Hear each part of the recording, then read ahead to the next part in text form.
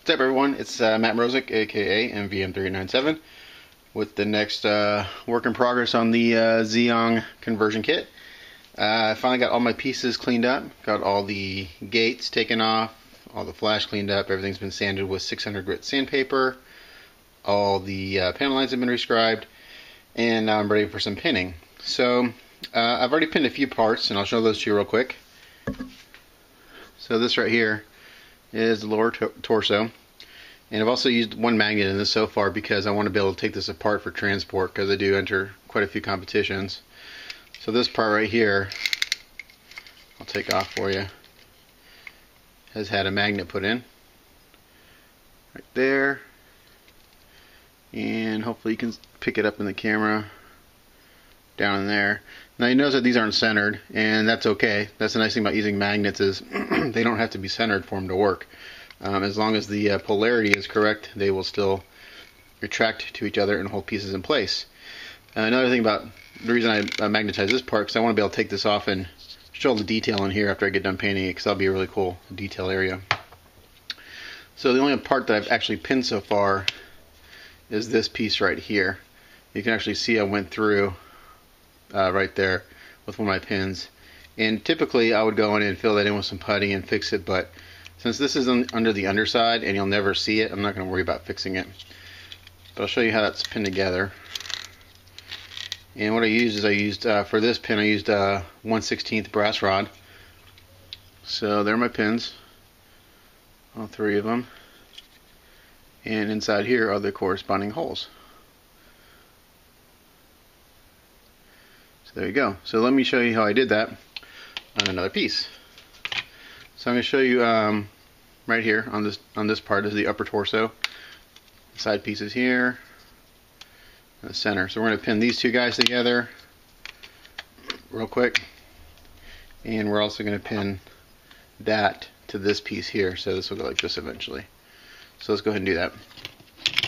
So tools you need for pinning, pretty simple. You need a pin vise. I like this one because the ball rotates freely of the handle. There are other ones where the whole thing rotates, but it's very hard to use. This one you can hold the ball in your palm still while you use your fingers to rotate. You're going to need a drill bit of the appropriate size depending on your pin. This has a 1/16 drill bit in it right now. I use everything from 1/16 all the way up to 5/16, depending on what I'm pinning and what kind of weight that piece is bearing. Also, depending on if the piece is going to get glued in the future. If it's not going to be glued and it's going to be used in order for me to take apart and reassemble pieces, I'll use a bigger pin, because the 16th brass rod is pretty flimsy, but it does a good job of holding pieces together and giving it some internal stabilization for gluing. You're going to need the rod, appropriate size rod. This is 1/16. Now this rod, what I've done previously is I went ahead and I took a coarse sanding stick. This is 180, and I sanded the whole thing. I got it rolled roughed up, because you're going to glue your pin into one side of into one of the pieces, and if you don't rough it up, the pin will not stick. It'll fall out eventually. So I need to rough it up, get all the shininess off. Pretty simple. And then you get yourself some thick CA. This is extra thick. You don't want the thin stuff or anything because it's too runny. You want this stuff that's nice and thick. I just like it. It holds better. It's got a stronger bond. Okay. Oh, and also you'll need some blue tack right here. So get yourself some blue tack. So the first step is pick the piece you want to pin. The way I typically decide where I'm going to start the pin is on the female end usually. So like I'm going to start right here with this spot for the pin. So I'm just going to eyeball the center. I'm not going to be too accurate. Just going to eyeball it, and we're going to drill through. Now this piece right here is fairly thin. So what I'm going to do is I'm going to put my finger on the back side here, and I'm going to drill using the pin vise. And having my finger back there will let me know if I start to go through, I'll be able to feel it. You try not to go through, because it just means more putty work later. And as I'm pinning, I'm going to look at it from the different sides. So I'm looking at it from this side to make sure I'm going in straight, and I'm looking at it from the side. And right now it looks like I'm coming in at a little bit of an angle. So I'm going to just kind of adjust. You want to try to go in straight if you can. It makes for easier assembly later. If it's not perfectly straight, don't worry. That's one nice thing about using the 1/16 brass, is that it's kind of flexible and it's you don't have to be super accurate. When you start getting into the larger pieces of brass, you will have to be pretty accurate because it won't bend. And if your holes are off a little bit, it's not going to work. Okay, so I actually went through a little bit because I was talking right there, but I'm not too worried about it. Can't even see. So this is where the blue tack comes into place. Get yourself a piece of blue tack. You need just a little piece, and you need to knead it to get it warm to stick to the resin. And you don't need a whole lot. So knead it, get it nice and warm. This resin has not been soaked in purple power yet, so it doesn't stick quite as well before cleaning because it still has the mold release on it. But as long as you knead it up enough and get it nice and warm, it'll stick good enough for this purpose. So there we go. So now I'm just simply going to assemble the two pieces, and I'm just going to give it a little push and pull it out slowly. And now you'll see, if this will focus, I've got a little spot where the blue tacky went into the hole I just drilled. So that's how you line up your pins. So I'm going to take my X-Acto blade with a nice sharp blade on it, and I'm just going to go right in the center of that little peg and give it a few twists. So that way when I take the blue tack off, you may not be able to see it in camera, but let's see if it'll focus. There you go. You see that right at the tip of the blade, you can see where I made my mark. So now I take my drill bit, my pin vise, and right there I'm going to drill. Now this piece is really thick, so I'm going to make this pin pretty deep because this is a major point of contact and support of the kit. In fact, I may go back later and put a larger pin in just for the support. But I think, you know what, I'll take that back. I'm not going to put a larger pin in because these two pieces will be epoxied together later. And what the pin does, it just helps it stay together, gives it some more additional support. You could probably actually get away with just epoxying most of this kit together, but it does make it, the pinning does help you kind of for sub-assembling and pre-assembly and all that stuff, and just seeing how things are going to go together. Now, I showed you earlier I did a magnet. If you need to make your magnets line up, use the same process as the pinning. Drill your hole in the female part, and then whatever part you need to line up, you put blue tack on the male part, give them a little squeeze, and it will give you the exact spot of the corresponding pin. So let's just get this nice and deep in there. That's pretty good. So now there's my hole for that. So now what I'm going to do is I'm going to take a little bit of this Fixation.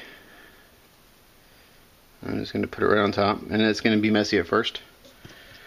Get yourself some needle nose pliers or something, and give it a twist and shove it in there as far as it'll go. Okay, that's about it. So now this part, as far as on this part particular, since my hole that I drilled in the other piece is kind of shallow, and I did end up going through a little bit. You kind of have to guess how long the pin is in this case. So I'm going to guess. Actually, I see my pin is crooked. See, it's kind of going off the side there. So I'm going to just bend it back so it's straight. So before it was like going this way. I'm going to straighten it up. That's the nice thing about using the 1/16 is it will do that. I'm going to guesstimate how deep that pin needs to be. I guess right about there. And then this should line up perfectly if you did it correctly. Let's see.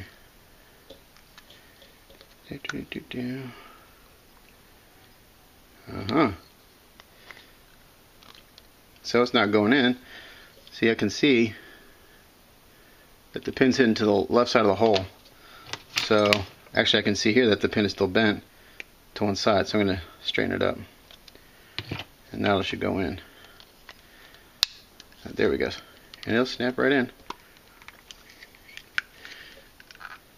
just like that. You can see here I went through. I'm actually gonna go back and I'll probably fix that. I went through on this one. So my first a tutorial showing you what not to do, but that's okay because it always happens every once in a while. So that's pinned now. So now I'm gonna take that apart. If I can. Come on. It's a good pin. It's very solid. Now I'm going to pin this side in. I'm going to do the same thing. I'm going to drill a hole in the female part. And this one's kind of nice. I'm going to drill all the way through from this side to this side. And it'll lock the two sides in together. So, again, I'm not being real accurate here on where it is. But I'm just going to go ahead and drill all the way through. And so right now I'm using a pin vise. Sometimes on larger pieces I'll use a drill. If it's really deep I'll use a drill. But this one is not too bad. Okay, so I went through all the way. You can see there. So now in this instance, instead of I don't even have to use the blue tack in this case. I'm going to put this together like it's supposed to go, like that. And now that I already have a hole there, I'm going to use my drill bit and mark it. So in this case I'm using blue tack. There it is. Same thing with this side. We're going to assemble it. We're going to come through this side.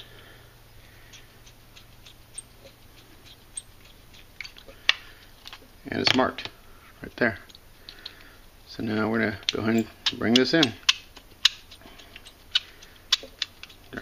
Make sure I'm in camera.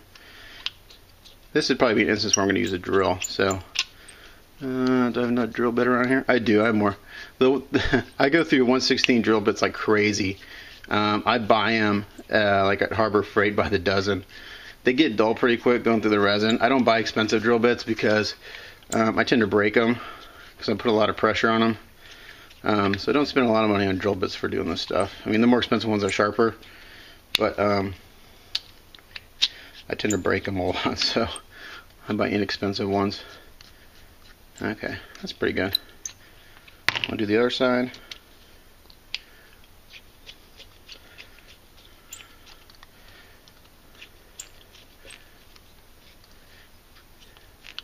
I can tell this drill bit's getting dull because it's not cutting. And your hands will get tired after doing this for a while. But actually I enjoy this part. This is the part where you actually get to build. You know, kind of done with all the sanding and stuff. So now I actually get to build something. Alright, let's check, see how that's doing. It's pretty good. Alright, so same thing here. We're going to take the brass rod. I'm not going to glue anything yet. I'm going to put it in this side. Get down there as deep as I can. I'm going to slide it onto this part.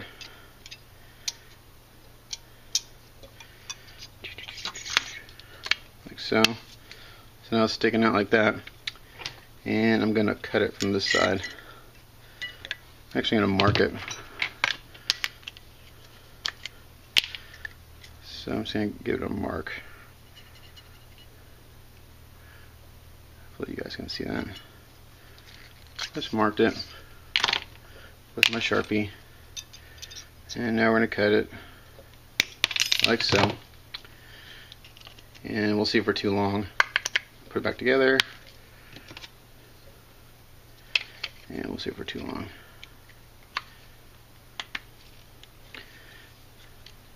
Yep. So we're a little long, so instead of cutting it, I'm just going to drill this hole deeper. So I'm just going to drill this hole deeper.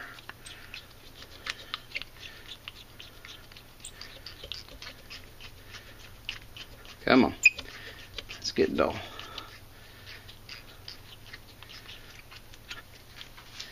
And you have to pull that out every once in a while to get all the debris out.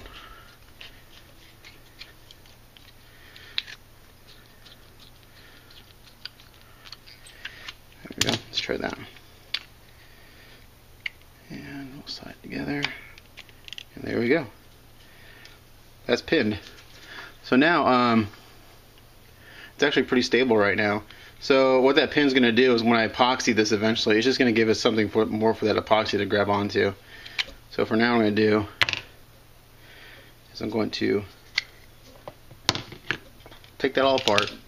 I'm going to glue my pin into this side, just as we did before. I'll drop a glue. Make sure we use the correct pin that we just made. Push it in there.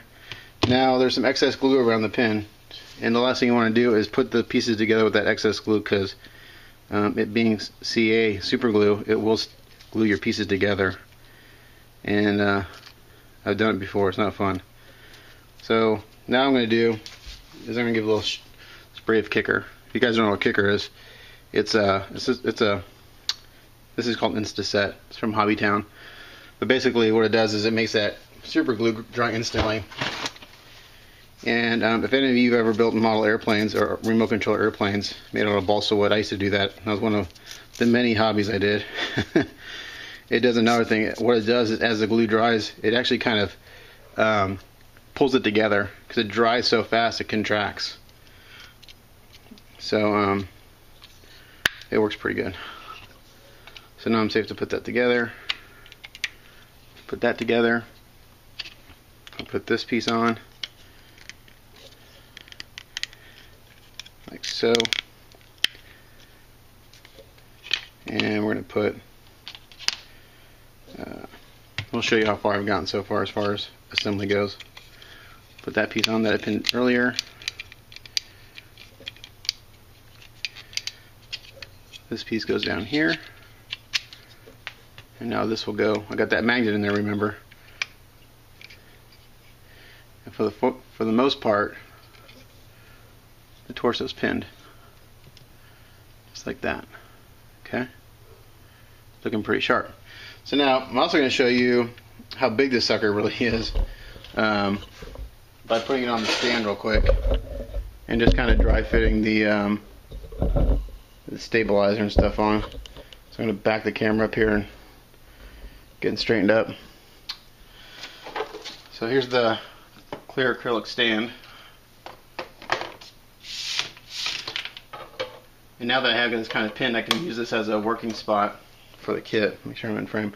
One thing I noticed on mine, I don't know if Jim has had the same problem if he's tried it out. The connection between here and here is very tight on mine, so it's actually a challenge to get it on there. So I've actually sanded the stand a little bit. Now this resin's very heavy. Let's see, and it's wanting to tilt forward pretty bad right now. But I'll spin it to the side so you can see that. So you see how it's leaning forward quite a bit? It's actually kind of cool.